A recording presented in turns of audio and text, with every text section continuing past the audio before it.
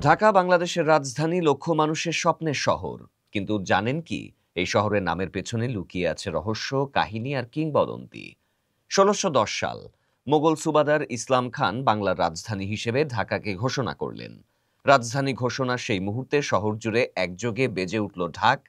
ঢাকের শব্দে কেঁপে উঠল আকাশ বাতাস।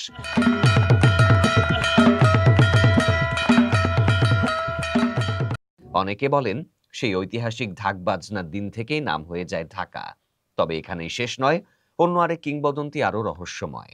ঢাকার প্রাণকেন্দ্রে দাঁড়িয়ে আছে শতাব্দী প্রাচীন ঢাকেশ্বরী মন্দির। অনেকেই বিশ্বাস করেন দেবীর আশীর্বাদে গড়া এই শহরের নাম এসেছে মন্দির থেকেই, ঢাকেশ্বরী থেকে ঢাকা।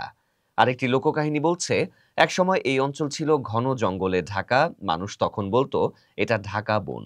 সময়ের পরিক্রমায় বন হারিয়ে গেলেও নাম রয়ে গেল ঢাকা। কোনটা সত্যি, ইতিহাসবিদরাও এ নিয়ে একমত নন। কারো কারো মতে ঢাক বাজানোতেই আসল সূত্র, কারো মতে ঢাকেশ্বরী দেবী। আর সাধারণ মানুষ এখনো মজা করে বলেন ঢাকা মানেই ঢাকা রহস্য। আজকে ঢাকা ৪০০ বছরের পুরনো ইতিহাস বুকে নিয়ে দাঁড়িয়ে আছে এক অনন্য শহর হিসেবে। তবে নামের পেছনে সেই রহস্য এখনো ঠিকমতো ঢাকাই রইল।